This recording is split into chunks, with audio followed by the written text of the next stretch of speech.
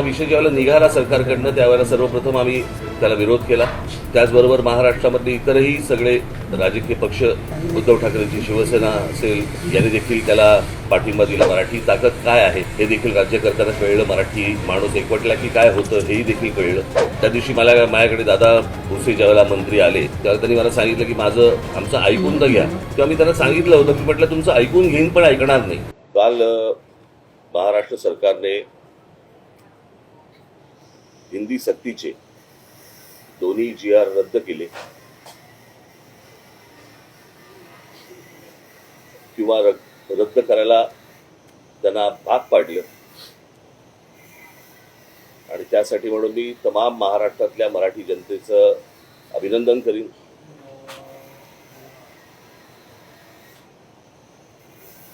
सर्व बाजूनी तो जो रेटा आला आणि त्याच्यातनं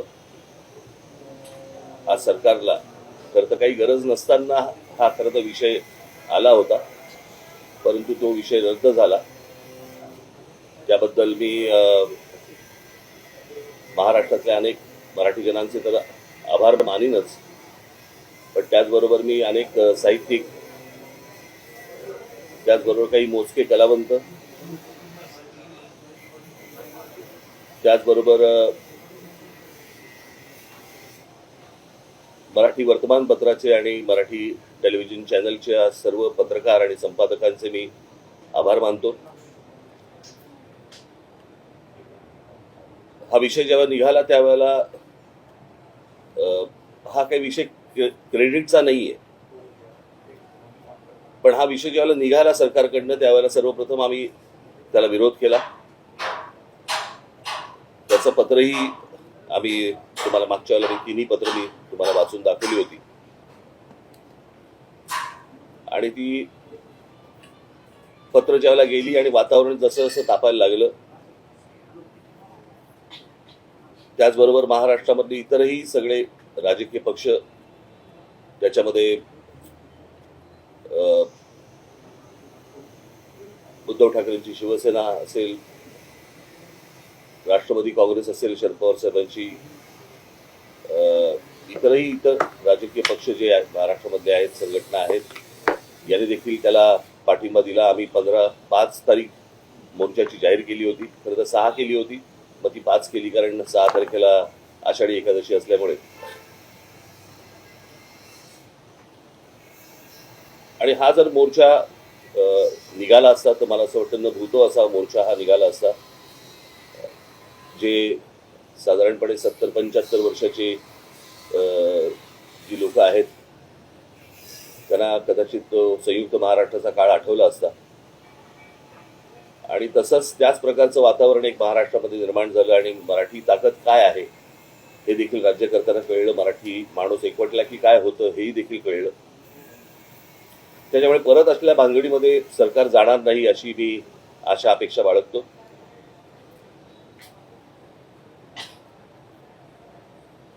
खरं तर या गोष्टी काही करायची आवश्यकताच नव्हती, काही गरजच नव्हती.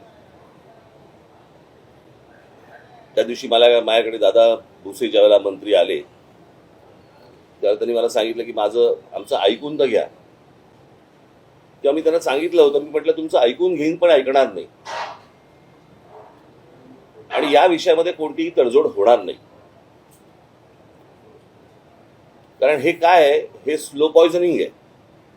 हे हळूहळू एक या गोष्टी आतमध्ये पेरायच्या आणि ते खास करून महाराष्ट्राच्याच नशिबी येणार. बाकीची राज्य कुठची ऐकणार नाहीत. आणि हा प्रयत्न त्यांनी करून पाहिला, परंतु तो त्यांच्याच मला असं वाटतं अंगाशी आला आणि त्याच्यातनं तो सगळे GR मागे घेतले गेले. आता काहीतरी ते समिती नेमतायत, कोणाची ती जाधवांची. त्यांनी समिती नेमावी, त्याचा निर्णय आणावा न आणावा याच्याशी आम्हाला काही कर्तव्य नाहीये, परंतु परत ही गोष्ट होणार नाही एवढी सरकारने नक्की लक्षात ठेवावं. असल्या कोणत्याही गोष्टी आम्ही मान्य करणार नाही, या होणार नाहीत.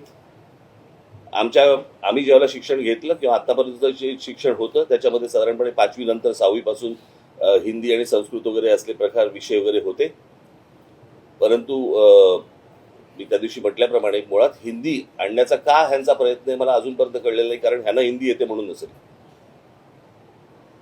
परंतु हिंदी ही काही राष्ट्रभाषा नाही जी तुम्ही इतर राज्यांवरती लादावी अशी. आणि ही हिंदी एका प्रांताची भाषा आहे. त्या प्रांताच्या भाषेचा मग आमची खरं तर बघायला गेलं तर अनेक त्या याच्यावरती अनेक लोकांनी बोलले होते की उत्तर भारतातले अनेक लोक हे महाराष्ट्रामध्ये नोकरीसाठी येतात, तर त्या भारतामध्ये त्या भागामध्ये मराठी शिकवली पाहिजे. ते न करता म्हणजे 100-150 वर्षापूर्वीची एक भाषा 3000 वर्षापूर्वीच्या भाषेच्या वरती वरचढ होण्यासाठी प्रयत्न करायला लावतात हे लोक. तेव्हा हे मान्य होऊच शकत नाही, हे होणार नाही.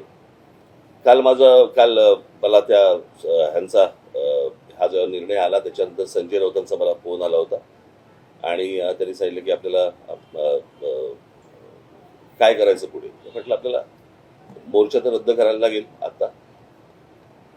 तर त्यांनी म्हणाले की आपण एक विजयी मेळावा आपण घ्यायला पाहिजे. म्हटलं घेऊया. म्हणाले मग 5 तारखेला आपण जाहीर केलं तर 5 तारखेला घेऊया का. म्हटलं 5 तारखेला घेता येईल. म्हटलं आत्ता काही ठिकाण जाहीर करू नका. म्हटलं मी माझ्या लोकांशी पहिल्यांदा बोलीन, चर्चा करीन आणि चर्चा केल्यानंतर म्हटलं मग आपण एकत्र मिळून ठरवू आणि मग त्याच्यानंतर बघू आपण 5 तारखेला काय करायचं ते. तर त्याप्रमाणे 5 तारखेला तर अजून काही ठिकाण वगैरे ठरलेलं नाही. मी माझ्या सहकाऱ्यांशी बोलीन, मग त्यांच्याशी बोलणं होईल, माझे सहकारी त्यांच्याशी बोलतील आणि मग त्याच्यातनं 5 तारखेचा मेळावा होईल. तो मेळावा जरी झाला तरी त्याला काही पक्षीय त्याला लेबल लावण्यात काही अर्थ नाहीये.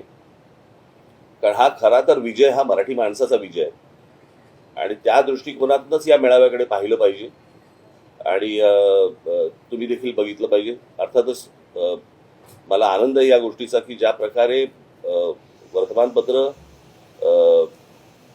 आणि टेलिव्हिजन चॅनल, तुम्ही पत्रकारांनी आणि अनेक संपादकांनी ज्या प्रकारे हा विषय लावून धरला, मी खास करून तुमचं सर्वांचं मी अभिनंदन करीन. अशा बाबतीत सर्वजण जागृत असले पाहिजेत आणि कुठे कुठे काय काय गोष्टी घडतायत होत आहेत. मला असं वाटतं हे महाराष्ट्राला तुमच्या चॅनलच्या वतीने, वर्तमानपत्राच्या वतीने कुठे कुठे हे काय गोष्टी मुरतायत हे तुम्ही सांगितलं पाहिजे.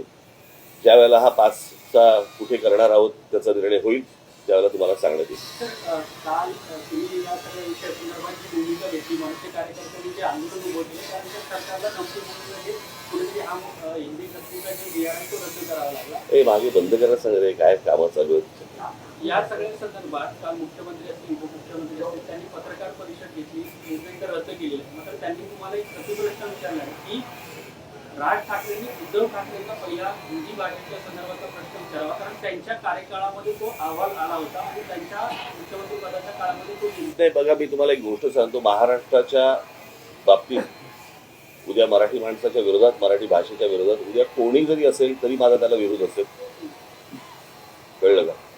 आणि उद्या जर समजा उद्धव ठाकरेंच्या काळामध्ये मला आत्ता मी तो हा प्रश्न विचारला यांना, परंतु तो कुठचा उच्च शिक्षण, प्राथमिक शिक्षण आणि काय उच्च शिक्षण याच्यामधला तो शालेय काहीतरी असेल, तो त्याच्यानंतरचा तो विषय आहे असं माझ्या आता कानावरती आलं. मला अजून त्याच्या डिटेल्स मला मिळालेले नाहीये.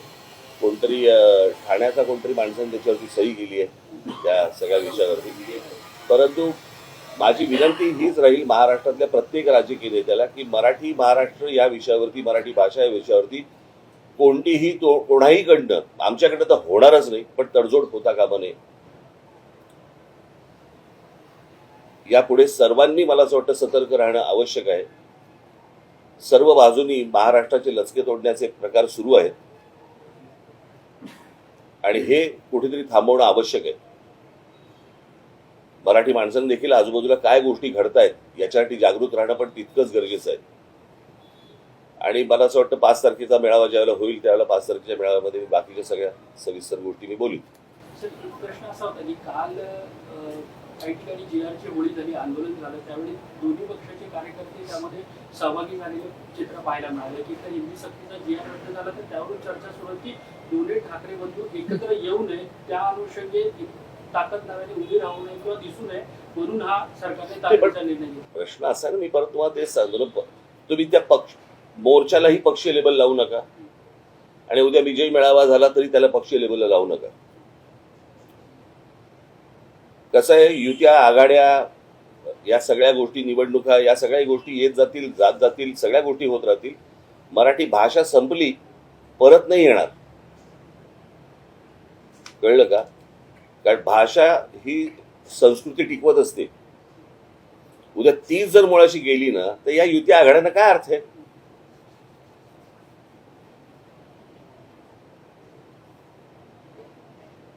या सगळ्या गोष्टी ह्या निवडणुकीच्या वेळेला बघता येतील किंवा विचार करता येईल त्या गोष्टींचा. त्याचा विचार आत्ता करून चालणार नाही. आत्ता मला असं वाटतं की या सगळ्या गोष्टींकडे तुम्ही एक संकट म्हणूनच पाहावं, त्याला राजकीय लेबल लावू नयेत. कळलं का? आणि उद्या त्या प्रकारचा काय मेळावा काय घ्यायचा असेल तर कसं होते काय होते मी आपल्याला कळवेन. सर, मोर्चाचा जो उल्लेख झाला होता त्यावेळेस विरोधकांचा मोर्चा असं वारंवार सत्ताधाऱ्यांकडून सांगण्यात आलं होतं, पण तुम्ही जसं आवाहन केलं होतं की मराठीवर प्रेम करणारे सगळेच त्या मोर्चामध्ये एकत्रित आले होते, पण विरोधक एक नरेटिव्ह सेट करण्याचा प्रयत्न. नाही, या शब्दाला पण काही अर्थ नाही आता. नरेटिव्ह कळलं का? सरकार करतं तो नरेटिव्ह. मी पहिल्यांदा जाहीर केलं होतं ना ही गोष्ट की त्याचा पक्षाशी कुठचा संबंध लावू नका. कोणताही झेंडा नसेल, मराठी हा अजेंडा असेल, हे मी सांगितलं होतं ना माझ्या इंटरव्ह्यूमध्ये का त्या पत्रकार परिषदेमध्ये. त्याच्यात काय आता नरेटिव्ह आम्ही सेट करायचा का त्यांनी?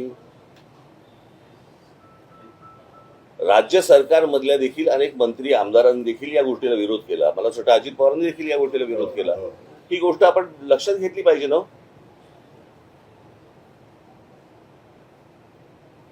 आपण पाहिलं असेल तर सत्ताधारी पक्षामध्ये पण अनेक लोक विरोध करतात. पुन्हा एकदा एक समिती नेमण्यात आली आहे. समिती अभ्यास करून असं सांगणार आहे की कुठल्या इयत्तेपासून हे लागू करायचं. मी आता काय बोललो? मगाशी बोललो ना. मला असं वाटतं मध्ये नव्हता का तू? होतास ना? मग मला पण एक प्रश्न विचारायचा असं.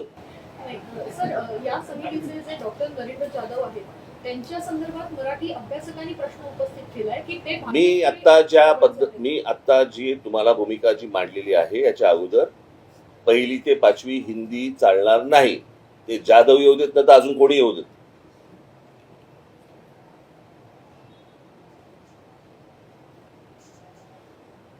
कळलं का? महाराष्ट्रामध्ये ज्या प्रकारचा मराठी माणसांनी विरोध केलेला आहे या गोष्टीला, याची जाणीव मला असं वाटतं जाधवांना असावी.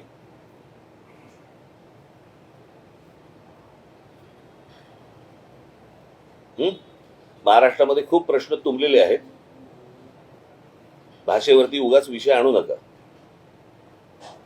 आणि माझी जे विरोधक बसलेले आहेत विधान भवनामध्ये, विधानसभेमध्ये, तिकडे जे आमदार बसलेले आहेत, त्यांनी मला असं वाटतं आता जे अधिवेशन सुरू आहे त्याच्यामध्ये मूलभूत प्रश्न जे आहेत महाराष्ट्रामधले त्याच्यावरती चर्चा करावी. या विषयावरती चर्चा करून वेळ वाया घालू नये. आता GR रद्द झालेला आहे. आता जे इतर विषय जे आहेत त्याच्याबद्दल बोलावं. शिक्षणामध्ये अनेक त्रुटी आहेत. कळलं का? शाळा नाही आहेत, तुमच्या शिक्षकांना पगार नाही आहेत, एकेका शिक्षकावरती ओझं टाकताय तुम्ही वेगवेगळ्या विषयांचं, त्याच्यामध्ये इतर कामही त्यांना दिली जात आहेत. इतके जे विषय आहेत त्या विषयांवरती हात घालावा.